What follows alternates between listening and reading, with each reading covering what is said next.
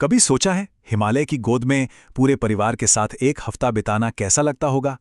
आज हम सिर्फ जगहों की बात नहीं करने वाले। नहीं, हम बात करेंगे उन यादों की जो एक परिवार साथ मिलकर बनाता है। तो चलिए, नेपाल की एक ऐसी ही शानदार यात्रा के सफर पर निकलते हैं। ये सिर्फ एक ट्रैवल प्लान नहीं है, बिल्कुल नहीं। ये एक पूरा अनुभव है, जिसे खास तौर पर उन परिवारों के लिए बनाया गया है जो एडवेंचर और आराम के बीच एक परफेक्ट बैलेंस चाहते हैं।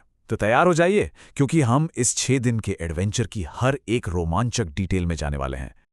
तो असल सवाल यही है, एक परिवार के लिए पहाड़ों में एक परफेक्ट छुट्टी का मतलब क्या होता है? क्या सिर्फ खूबसूरत नज़ारे काफ़ी हैं या फिर बात कुछ और है? चलिए, इस सफ़र के जरिए इस सवाल का जवाब खोजते हैं। हर बड़े एडवेंचर की शुरुआत एक प्लान से होती है ना? और ये सफ़र भी कुछ ऐसा ही है। तो देखते हैं कि ये परिवार भारत के एक बिजी शहर से निकलकर हिमालय की शांत वादियों तक कैसे पहुंचता है। अच्छा, अब यहाँ एक मज़ेदार बात है।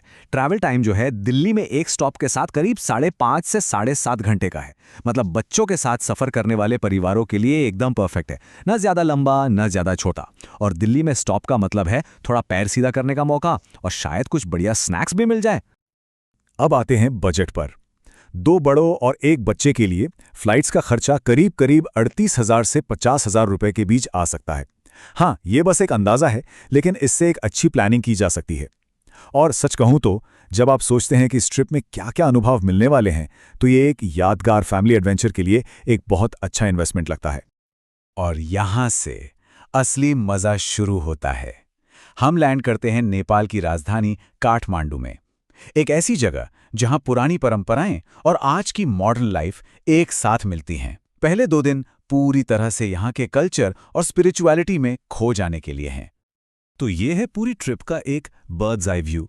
काठमांडू के कल्चर से शुरुआत, फिर पोखरा की कुदरती खूबसूरती में गोते लगाना, उसके बाद नगरकोट की ऊंची चोटियों तक पहुंचना और फिर वापस काठमांडू।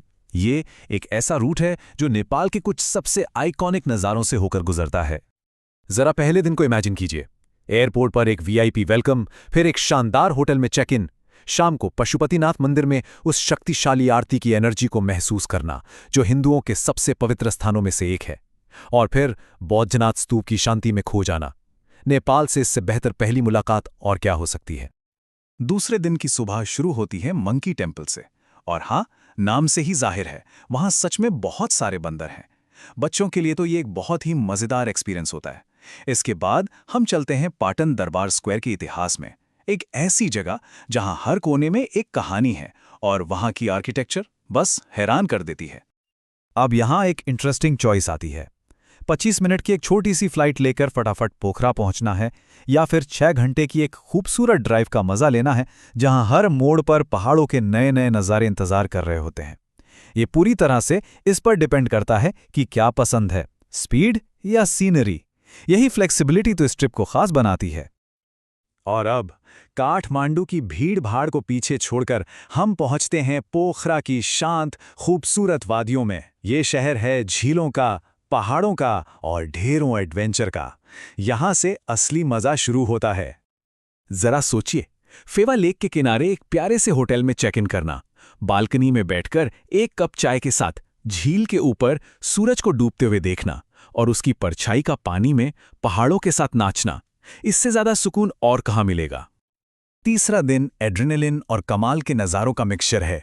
सुबह सुबह सारंगकोट से सनराइज देखना, जब सूरज की पहली किरणें बर्फ की चोटियों को सोने जैसा कर देती हैं। फिर विंध्यवासिनी मंदिर में आशीर्वाद लेना, डेविस फॉल्स की ताकत को महसूस करना और फिर गुप्तेश्वर गुफा के रहस्यों में खो जाना। ये एक ऐसा दिन है जो सारे सेंसेस को जगा देता है।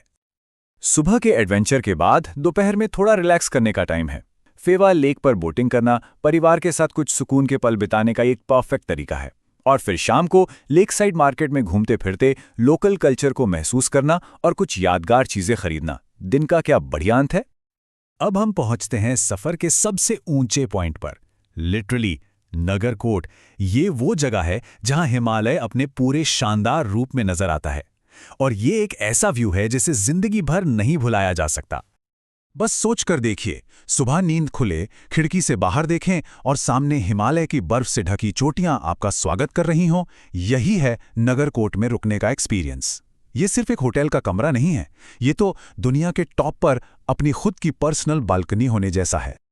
चौथे दिन का सफर पोखरा से वापस काठमांडू और फिर वहां से नगरकोट की एक छोटी सी ड्राइव का है। जैसे जैसे हम ऊपर चढ़ते जाते हैं, हवा ठंडी होती जाती है और व्यूज और भी ड्रामेटिक।